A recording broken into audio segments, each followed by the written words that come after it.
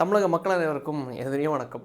அதாவது ஒரு சந்தோஷமான செய்தி என்னென்னா, மக்களுக்கு குறிப்பிட்ட கட்சிக்கெல்லாம் கிடையாது, நம்ம தமிழக மக்களுக்கு ஒரு சந்தோஷமான செய்தி என்னென்னா, நம்ம கழகத்தோட 75 ஆண்டுகால கழகத்தோட வந்து அந்த அந்த கொள்கை குண்டுகளோட வந்து ஒரு அடித்தளம் வந்து ஆட ஆரம்பிச்சிருச்சு. என்னென்னா, ரொம்ப சிம்பிளான ஒரு விஷயம். சிபிஐ வந்துருச்சு. விஜய்கிட்ட 200 கேள்வி கேட்டாங்க. 6 மணி நேரம் வச்சு செஞ்சாங்க. முதல் நாள் கருப்பு சட்டை போட்டு போனார், 2வது நாள் வெள்ளை சட்டை போட்டு போனார். வந்து அடிபணிச்சிட்டார் அப்படி இப்படின்னு சொல்லிட்டு ஒரு கதை அங்கே போய் பக்கம் வந்து இந்த திமுகவோட என்னென்ன லீலைகள் பண்ணுறாங்களோ இது எல்லாத்தையும் மறைக்கிறதுக்காக இந்த பக்கம் ஒன்றுமே இல்லாத நியூஸ் எல்லாம் போட்டு ஒருத்தர், அதை பற்றி நான் பேசலை. எல்லா வீடியோ அந்த நாம் தமிழர் கட்சியை வச்சே ஓட்டின மாதிரி இருக்குது. ஸோ அதை பற்றி நான் பேசலை. ஸோ வந்து திமுகவோட எல்லா லீலைகளையும் மறைக்கிறதுக்காக நாம் தமிழர் கட்சி செயல்பட்டாங்க. ஸோ செயல்பட்ட ஒரு விஷயத்த நம்ம பேசணும் மக்கள்கிட்ட. வந்து நீங்களும் அதை புரிஞ்சுக்கிட்டீங்க.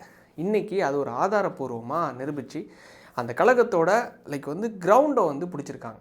கிரவுண்ட் யாருன்னா உங்களுக்கே தெரிஞ்சிருக்கும், மிஸ்டர் KN நேரு அவர்கள் நகராட்சித்துறையோட அமைச்சராக இருக்கார்.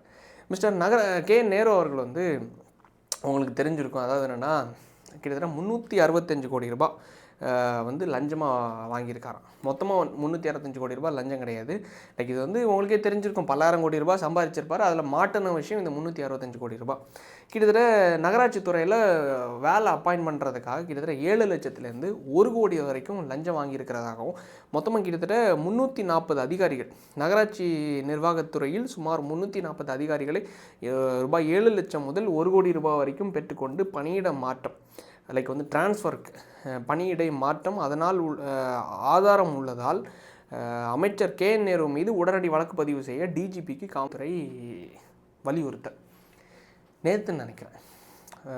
இந்த டிஎம்கேக்கு முட்டு கொடுத்துட்டு ஒரு கட்சி இருக்குல்ல, டிஎம்கேயோட பீட்டிங் நாம் தமிழர் கட்சி. வந்து நாம் தமிழர் கட்சியை நான் வந்து ஒரு தவறான கட்சின்னு சொல்லலை, பட் இந்த சிச்சுவேஷனில் அவங்க பண்ணுற விஷயம் தவறுன்னு சொல்லிட்டு நான் சுட்டி காட்டுறேன். அவங்க வந்து அவங்க மேலே இருக்கிற தவறை அக்செப்ட் பண்ணுவாங்கன்னு நம்பி தான் நான் பேசிகிட்டு இருக்கேன். நாம் தமிழர் கட்சி ஒரு தவறான கட்சி கிடையாது. நாம் தமிழர் கட்சி ஒரு நல்ல தமிழ் தேசியத்தை லீட் பண்ணக்கூடிய அரசியல் மயமாக்கப்பட்ட தொண்டர்கள் இருக்கிற கட்சி. அதை நான் அக்செப்ட் பண்ணுறேன். அதுலேருந்து தான் நானும் வந்து இன்றைக்கி எந்த கட்சியும் இல்லாமல் நான் தனித்துவமாக பேசுகிறது என்னென்னா, நம்ம வந்து இந்த ஜால்ரா போடுறதுக்கோ இல்லை வந்து இங்கே இருந்தால் இதை பற்றி பேச முடியாதோ அப்படிங்கிறதுனால தான் எங்கேயுமே சாயாமல் நம்ம பேசிகிட்டு இருக்கோம்.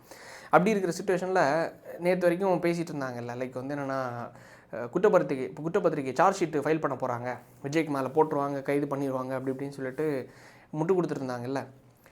இந்த நியூஸை பற்றி பேசுவாங்களான்னு கேட்டால் எனக்கு தெரில. பேசினா சந்தோஷம்தான். அவங்க வந்து என்னென்னா, 340 அதிகாரிகள், ஒருத்தங்களுக்கு 7லேருந்து 1 கோடி ரூபாய் இங்கே வழக்கு பதிவு குற்றப்பத்திரிக்கையை தாக்கல் பண்ணி சார்ஜ் ஷீட்டை நீங்கள் ஃபைல் பண்ணி டிஜிபி கிட்ட வழக்கு பதிவு பண்ணுறதுக்கு கொடுத்துட்டாங்க. குற்றத்திற்கு உதவுவர்களும் குற்றவாளிகள். ஈவன் டிஜிபி வழக்கு பதிவு பண்ணலைன்னா அவரும் குற்றவாளி. யார் சொல்கிறா? இடி. நான் சொல்கிறதோ ரோட்டில் போகிறோம் சொல்கிற கிடையாது. என்ஃபோர்ஸ்மெண்ட் டைரக்டரேட் வந்து பதிவு பண்ணியிருக்காங்க.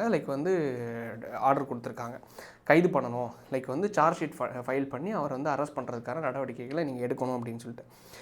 இது ஊழல் வழக்கான்னு கேட்டால் முழுக்க ஊழல் வழக்கு. விசாரித்து கம்ப்ளீட்டாக எங்கெங்கே மாட்டியிருக்காங்க இதை வந்து அவரே ஒத்துக்கிட்டார். யார்? KN நேரு அவர்களே. அவரே என்ன விஷயம் பதிவு பண்ணியிருந்தாருன்னா, யார் யாரெல்லாமோ இருக்காங்க. அதாவது நான் பைக்கில் போயிட்டுருக்கேன், ஹெல்மெட் போடலன்னா, இல்லை நான் எக்ஸாமில் பார்த்து எழுதிட்டேன், மாட்டிக்கிட்டேன் சார், அவனும் தான் பார்த்து எழுதுனா அவனை மட்டும் பிடிக்கல, ஏன் நீங்கள் பிடிக்கலன்னு சொல்கிற மாதிரிப்பட்ட விஷயம்.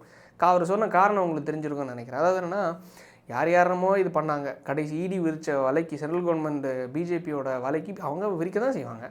அதாவது ஒரு கட்சி இருக்குன்னா எதிர்கட்சி என்னென்ன வேலைகளை செய்யணுமோ அவங்க செய்ய தான் செய்வாங்க அரசியல் பண்ணுறதுக்காக. ஸோ பிஜேபி அந்த வேலையை பார்த்தாங்க. மாட்டிக்கிட்டது யாருன்னா இவர். கடைசி என்ன சொன்னார்னா, அவங்க விரித்த வலையில் நான் மாட்டிக்கிட்டேன்னு. எந்த ஜோசியக்காரர் சொன்னாரா என்னன்னு தெரில.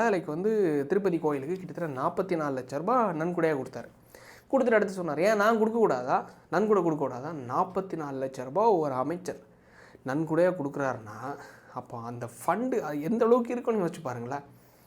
ஆஃப்டர் ஆல் ஒருத்தர் வந்து ஒரு 10,000 ரூபா டொனேஷன் கொடுக்குறாருன்னா, சரி அவருக்கு மாதம் ஒரு 1 லட்ச ரூபா வருமானம் இருக்குன்னு வச்சுக்கோங்களேன். ஒரு 50 லட்ச ரூபா ஒருத்தர் டொனேஷன் கொடுக்குறாருன்னா அப்போ அவரோட வருமானம் மாதம் என்னவாக இருக்கணும்? குறைஞ்சது 5 கோடி. குறைஞ்சது நான் கேட்குறேன், குறைஞ்சது 5 கோடி இருந்தால் தானே அதுலேருந்து ஒரு 10% கொடுப்பாங்க, இல்லை ஒரு 2% கொடுப்பாங்க. 44 lakhs ஒரு அமைச்சர் சிட்டிங் கவர்மெண்டோட மினிஸ்டர் வந்து கொடுத்துருக்காருன்னா, இடி வராமல் வேறு யார் சார் உங்கள் கதவை வந்து தட்டுவா? பார்க்கலாம். நல்ல ஒரு செய்தி பிறக்கும், தமிழக மக்களுக்கும் நல்ல ஒரு ஆட்சியும் பிறக்கும். இது மாதிரிப்பட்ட ஊழல்வாதிகளும் அற்ற ஒரு நல்லாட்சியும் அமையிறதுக்காக தான் நம்மளும் கத்தி கத்தி கத்தி ஒவ்வொரு நாளும் பேசிகிட்டு இருக்கோம். எந்த ஒரு முட்டும் கொடுக்காம இதையும் நடுநிலைவாதிகளாக கருதப்படுறவங்க பேசுவாங்க என்று நம்பி விடைபெறுகிறேன். நன்றி, வணக்கம். நல்ல செய்தியுடன் அடுத்து இன்னொரு வீடியோவில் சந்திப்போம்.